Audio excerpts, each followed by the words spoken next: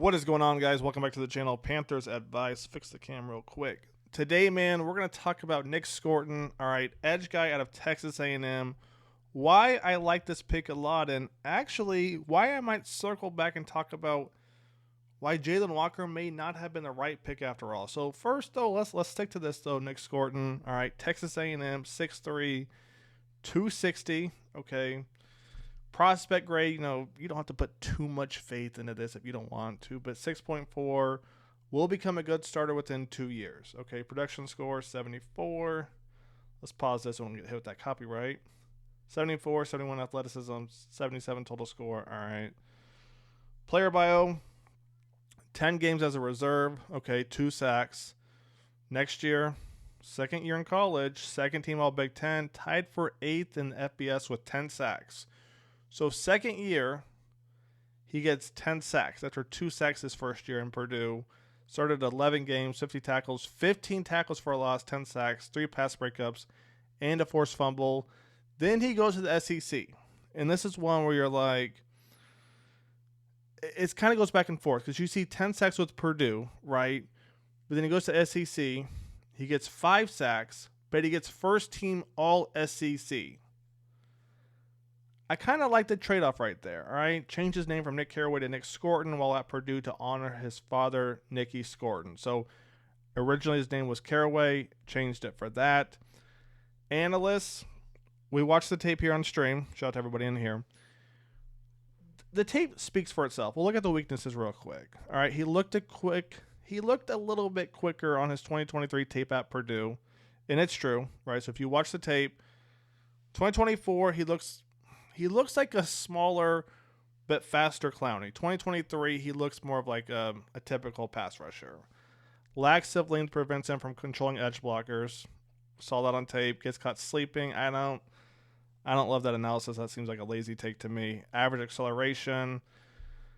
Again, he's more of a run stopper first, right? But what the chat is telling me is he's only 20 years old. So at 20, there's a lot that he can become at 6'3", 260. And he's got a nasty inside spin move. When we do film later, sometime in the offseason when there's no content to be made, we'll look at his tape a little bit more. So you kind of see his weakness right there, but let's talk about his strengths.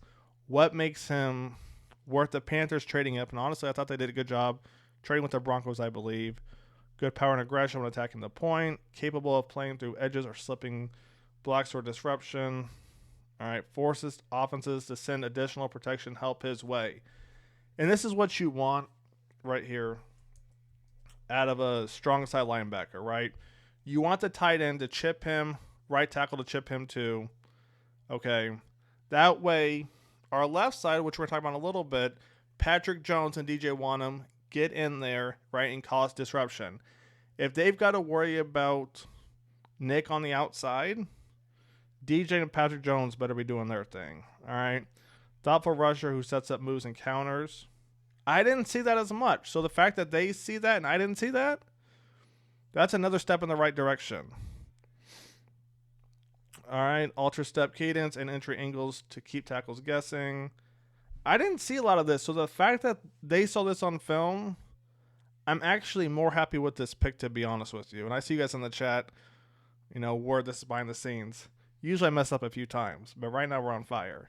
Transition quickness to win inside on inside spin moves and Euro steps. Yeah, his inside spin move is nasty work, but let's keep this thing going. Next thing we're going to look at is this right here, the depth chart. And why I was potentially wrong, all right, about wanting Jalen Walker and not Tet McMillan. Okay, so you got Tet right there. The receiving core to me is a little bit of a mess right now. But Tet's there. If he can live up to the potential, I think it's worth it. Right? You're like, okay, well, what about Jalen Walker? Well, there are reports about shoulder surgery. But besides that, let's look where Jalen Walker would be. Right here. Okay. Backing up who? DJ Wanham, who came in last year off an injury, had what? At least 5, if I'm not mistaken, 5 sacks, right? Patrick Jones, another guy you got from Minnesota, and he would be backing up those two. So who's going to have more of an impact right away? as much as I hate to say it, Jalen Walker has been doing his, not hasn't been doing his thing, but to me, he was one of my favorite players. But you look at the receiving core we have, you got to think Ted McMillan's probably going to have an impact, or he's going to have a better chance of having an impact right away. So Ted McMillan, in this case, it does make sense, because if you look right here at the strong side linebackers we have, Clowney, I think he's what? He's 6'5", right? You got Amari Barno, 6'4", and they had DJ Johnson up here before they drafted Scourton, right? DJ Johnson's like 6'4", 6'5", too. Jalen Walker was only 6'1", 6'2" on a good day. So with that being said, I've kind of come to terms, with why the Panthers, took Ted McMillan, all right?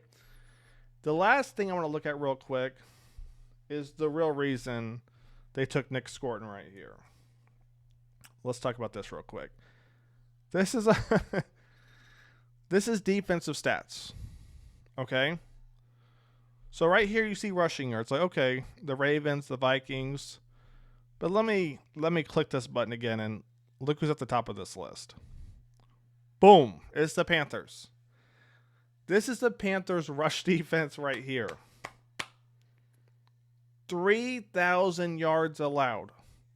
So when people were upset yesterday about taking Ted McMillan, you have to understand where they're coming from.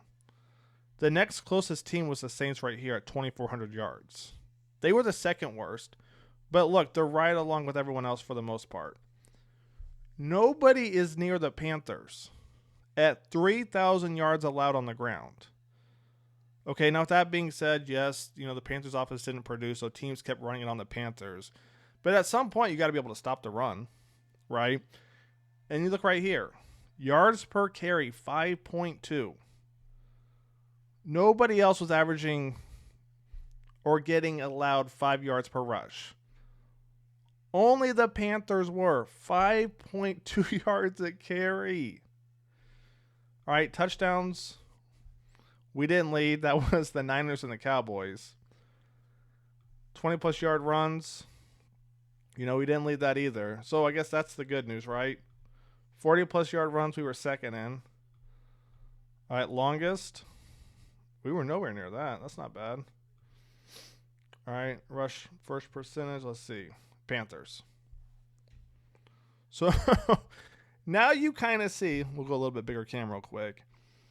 Now you kind of see why the Panthers needed Nic Scourton right here.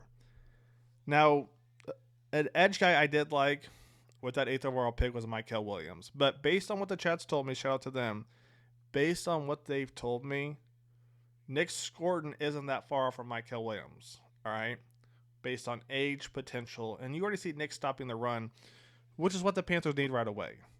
DJ Wanham and Patrick Jones, they're supposed to be our guys to get in there, right? On top of that, you got Bobby Brown, a guy I'm a big fan of, Tershawn Wharton.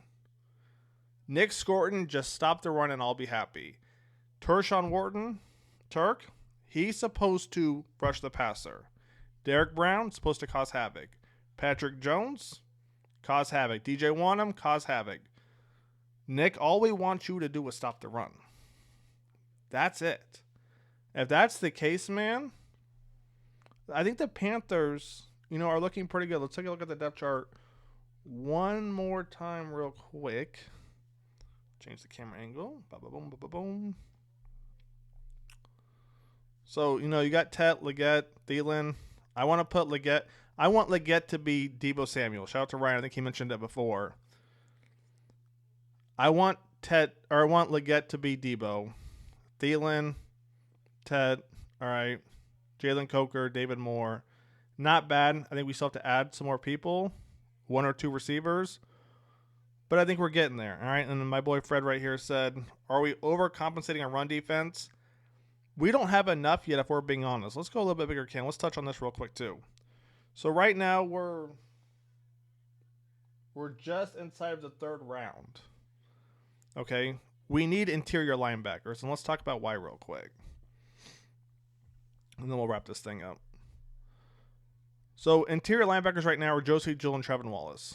Guys, to me, Trevin Wallace he's small to be playing interior linebacker. I wish they'd move him to the outside. He's 6'1", 245. Not saying he can't do the job, but to me he's just small to be playing that 3-4 defense. All right. Then you look at Josie Jewell. Josie, to me, man, he's 30, bruh. He's gonna turn 31 this year. We got to get some interior linebackers. You got Clowney, who I do like a lot, but he's reckless. You did bring in Christian, right, from LA, which I'm not mad at, but he's 28. He's going to turn 29 this year. We have to get some pieces right there, right? Because even though you've got Nick on the outside, you got Derek Brown, Bobby Brown. Okay. If they get to the second level, who's going to make a stop, right? Who's going to make a stop in the second level? So, my boy Fred, I don't think we're overcompensating. I think we're still almost undercompensating right now. With that being said, that's going to wrap it up. All right. Day 2, not in the books yet. We'll have another video coming out tomorrow talking about our second pick. I'll catch you guys then. Take it easy. Panthers Devices out. Peace.